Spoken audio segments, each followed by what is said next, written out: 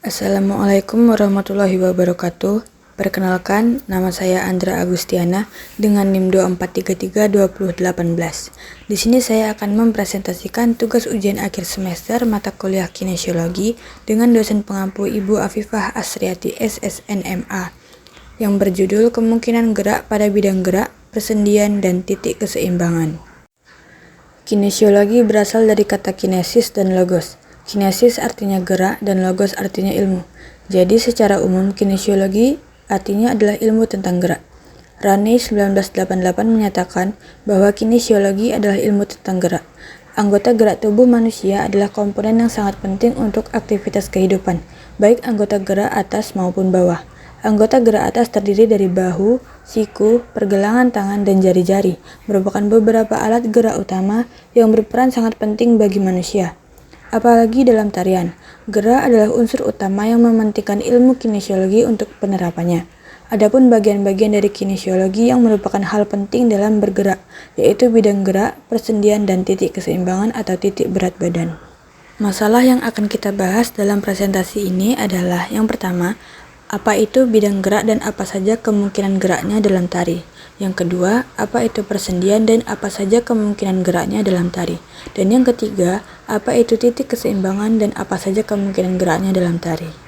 Yang pertama itu ada bidang gerak. Bidang gerak dalam konteks tubuh manusia merujuk pada bidang-bidang ruang di mana tubuh kita bergerak. Bidang anatomi adalah bidang yang melalui tubuh manusia dalam posisi anatomi. Umumnya bidang gerak memiliki 3 bidang gerak utama dengan sumbu yang sesuai. Setiap bidang gerak memotong badan dan membaginya menjadi ruas-ruas yang sama. Yang pertama ada bidang sagital atau anterior-posterior. Adalah bidang vertikal yang melewati badan dari depan ke belakang, sehingga membagi badan menjadi bagian-bagian kiri dan kanan. Bidang sagital terdiri dari fleksi atau ketul. Adalah gerakan dari bagian tubuh yang terjadi di dalam bidang sagital dan berputar pada sumbu transversal. Yang kedua ada ekstensi, kebalikan dari fleksi dan memperbesar sudut. Selanjutnya ada hiperekstensi, melebihi ekstensi. Yang kedua ada bidang frontal, lateral atau koronal. Adalah bidang vertikal yang melewati badan sehingga menjadi bagian anterior depan dan posterior belakang.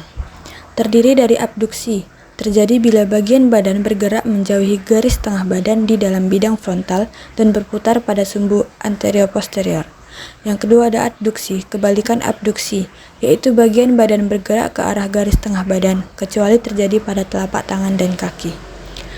Lalu yang ketiga ada bidang transversal, melintang horizontal. Adalah bidang horizontal yang melewati badan sehingga membagi badan menjadi bagian superior atas dan interior bawah. Bidang transversal terdiri dari rotasi ke kiri dan ke kanan pada putaran kepala dan togok, rotasi medial ke dalam bila arah putaran ke arah garis tengah badan, rotasi keluar atau rotasi lateral bila putaran ke arah luar.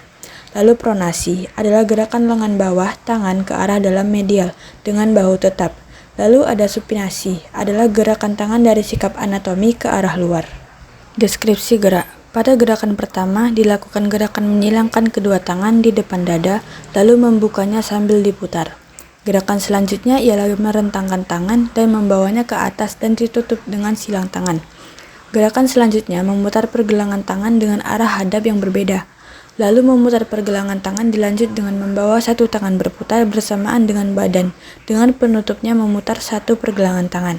Gerakan terakhir membuka dan menutup lengan dengan gerakan lambat, serta kaki yang maju mundur tidak jadi. Gerakan yang ditemukan pertama yaitu bidang sagital, fleksi. Fleksi pada sendi adalah mengecilkan sudut antara dua segmen yang bertemu pada sendi tersebut. Pada video terlihat gerakan fleksi pada bagian tekukan lutut yang awalnya berdiri menjadi duduk. Gerakan ini menunjukkan kemungkinan gerak pada bidang sagital fleksi. Selanjutnya ada ekstensi, merupakan gerakan normal atau meluruskan sendi yang memperbesar sudut antara dua bagian tubuh. Pada video terlihat gerakan ekstensi, yaitu dalam posisi normal tangan yang diletakkan di depan dada. Lalu ada hiperekstensi. Hiperekstensi terjadi ketika sendi memanjang melampaui rentang gerak alaminya. Pada video terlihat gerakan hiperekstensi, yaitu gerakan memutar pergelangan tangan dengan rentang yang melebihi posisi normal atau ekstensi. Kemudian pada bidang frontal ditemukan abduksi dan adduksi. Abduksi adalah gerakan menggerakkan anggota tubuh menjauh dari garis tengah tubuh. Pada video terlihat gerakan abduksi yang semulanya tangan berada di depan badan, kemudian menjauhi badan dengan cara merentangkannya. Lalu adduksi adalah gerakan menggerakkan anggota tubuh ke arah garis tengah tubuh, kebalikan dari abduksi. Pada video terlihat gerakan adduksi, yaitu mengarahkan tangan yang sudah direntangkan ke atas tubuh dan menyatukannya, lalu dibawa ke garis tengah tubuh di depan dada. Lalu pada bidang transversal ditemukan pronasi. Pronasi adalah gerakan memutar lengan ke arah dalam atau bawah. Pada video terlihat gerakan pronasi, yaitu tangan yang diputar ke arah dalam sehingga telapak menghadap ke bawah. Kemudian ada supinasi. Supinasi adalah gerakan memutar tangan ke arah luar atau atas kebalikan pronasi. Pada video terlihat gerakan supinasi, yaitu tangan yang diputar ke arah luar bersamaan dengan gerakan pronasi, sehingga telapak tangan menghadap atas. Yang terakhir ada rotasi. Rotasi adalah gerakan tulang di sekitar sumbu longitudinal. Pada video terlihat gerakan rotasi, yaitu putaran badan yang diikuti tangan sebagai patokan berputar. Selanjutnya ada persendian. Antrologi adalah ilmu yang mempelajari tentang sendi. Artikulasi adalah istilah untuk menyatakan hubungan antar tulang. Tetapi pada umumnya, orang lebih sering menggunakan istilah persendian daripada istilah artikulasi. Sendi adalah pertemuan antara satu tulang dengan tulang yang lainnya, atau hubungan antar tulang-tulang. Dilihat dari bentuk pertemuan antar tulang tersebut, sendi dibagi ke dalam dua bagian, yaitu sinartrosis dan diartrosis.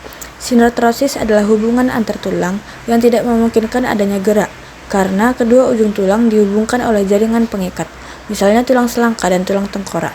Sedangkan diartrosis adalah hubungan antara tulang yang memungkinkan adanya gerak. 1. Sendi peluru. Terdiri dari sendi bahu, gelang bahu. Pada sudut luar tulang belikat terdapat sebuah mangkok sendi. Dengan mangkok sendi inilah kepala tulang lengan atas berhubungan dengan perantaraan sebuah sendi bahu, yaitu sebuah sendi peluru yang memungkinkan gerak-gerik yang luas. Lalu ada sendi paha atau gelang panggul. Pada bilang luar setiap tulang panggul terdapat sebuah mangkok sendi berbentuk cawan yang dapat memuat kepala tulang paha yang berbentuk bundar. Mangkok sendi dan kepala tulang paha itu membentuk sendi paha. 2. Sendi engsel. Terdiri dari sendi siku. Tulang lengan atas adalah sebuah tulang pipa berbentuk silinder yang sedikit melebar pada kedua ujungnya. Pada ujung sebelah bawah tulang lengan atas itu berhubungan dengan rangka lengan bawah dengan perantaraan sendi siku. Lalu sendi lutut. Ujung bawah tulang paha mempunyai dua buah benjol sendi yang bertopang pada bidang atas tulang kering. Dengan demikian, terbentuklah sebuah sendi yang dinamakan sendi lutut. Lalu ada ruas jari. Ibu jari tangan mempunyai dua buah ruas jari. Jari-jari lain mempunyai 3 ruas jari. 3. Sendi putar. Rangka lengan bawah itu terdiri atas tulang pengumpil dan tulang hasta, yang satu sama lain berhubungan dengan perantaraan sendi radio ulna atas dan bawah, dan juga dengan selaput antar tulang.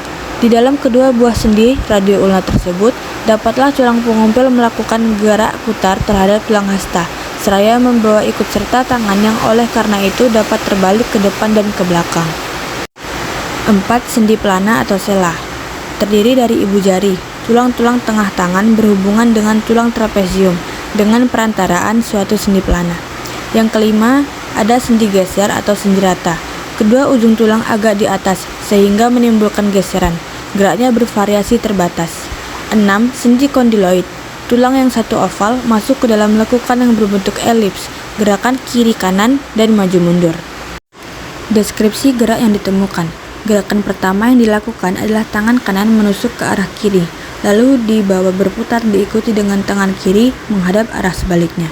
Setelah itu tangan kiri dijulurkan ke depan dengan badan menyamping. Tangan kanan dilipat di samping kepala sambil diayunkan ke depan menjentik jari, lalu berputar dan menjulurkan tangan kiri ke depan lagi. Terakhir mengambil kedua tangan melewati badan dari bawah ke atas dan direntangkan di atas kepala. Pada sendi peluru ditemukan sendi bahu, memungkinkan pergerakan yang luas dan fleksibel pada lengan. Pada video terlihat gerakan pada sendi bahu saat satu tangan menusuk ke arah kiri, lalu dibawa berputar ke arah kanan diikuti dengan tangan satunya lagi.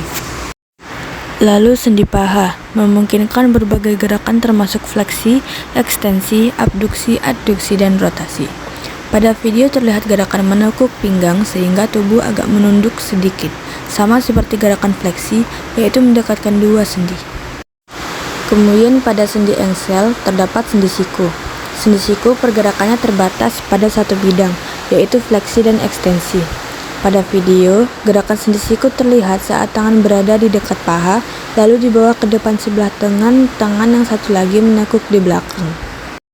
Lalu sendi lutut berfungsi untuk memungkinkan gerakan menekuk dan meluruskan kaki, serta menopang sebagian besar berat badan.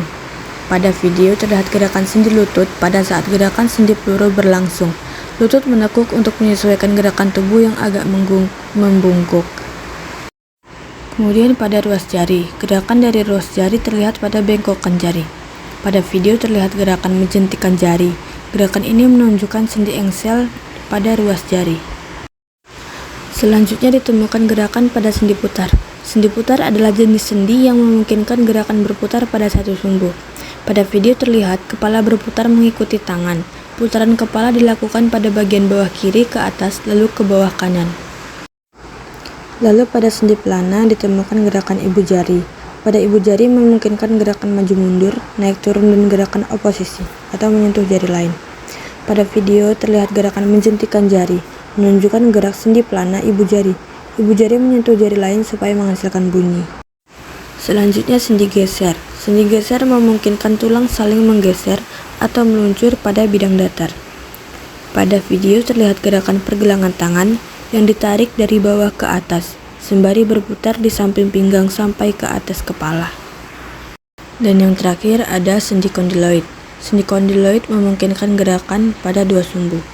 Pada video terlihat gerakan sendi kondiloid maju mundur pada bagian kaki. Selanjutnya ada titik keseimbangan. Titik berat adalah titik di mana gaya berat badan atau anggota tubuh itu bekerja, atau sering juga disebut titik keseimbangan. Titik berat badan adalah titik yang menentukan bagaimana keseimbangan badan seseorang. Artinya, letak atau posisi titik berat badan akan menentukan bagaimana keseimbangan badan seseorang. Susunan anatomi manusia terdiri dari segmen-segmen. Akibatnya, titik berat badan atau titik keseimbangan mudah berubah. Adapun faktor-faktor yang mempengaruhi keseimbangan. Yang pertama, tingginya letak titik berat badan. Semakin tinggi letak titik berat badan, semakin tidak stabil keseimbangan dan semakin sulit menjaga keseimbangan. Apabila kedua lengan diangkat ke atas atau kepala menjunjung sebuah beban, maka titik berat badan akan menggeser ke atas. Semakin rendah titik berat badan, maka keseimbangan akan semakin stabil. Kedua, luas tapak penumpu. Luas tapak penumpu adalah bagian badan yang bersentuhan dengan permukaan dasar penumpu dan daerah yang berada di antaranya. Semakin luas tapak penumpu, semakin stabil keseimbangan badan. Semakin kecil luas tapak penumpu, semakin sulit menjaga keseimbangan badan. Yang ketiga, letak garis berat. Sebuah objek hanya akan tetap berada dalam keseimbangan apabila selama garis berat badan jatuh di dalam dasar penumpu. Bila gaya yang dilawan hanya gaya gravitasi, maka semakin dekat garis berat pada pusat dasar penumpu, makin stabil keseimbangan. Semakin dekat garis berat ke tepi dasar penumpu, semakin tidak stabil keseimbangan.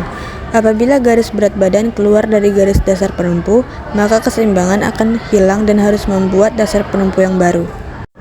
Yang keempat, ada berat sebuah objek. Semakin berat sebuah benda, semakin stabil keseimbangannya. Semakin ringan sebuah benda, semakin tidak stabil keseimbangannya. 5. Gesekan. Semakin besar gesekan, semakin stabil keseimbangan. Semakin kecil gesekan, semakin tidak stabil keseimbangan. Yang keenam, posisi segmen-segmen. Apabila posisi segmen-segmen dari suatu benda tersusun satu di atas yang lainnya dan garis berat melalui titik tengah dari segmen tersebut, maka keseimbangan akan lebih stabil. Ketujuh, pandangan dan psikologis. Apabila seseorang berada pada suatu ketinggian atau di pinggir jurang, maka muncul pandangan yang mengerikan. Pandangan tersebut akan mempengaruhi keadaan psikologis. Hal ini dapat mempengaruhi keseimbangan. 8. Faktor fisiologis.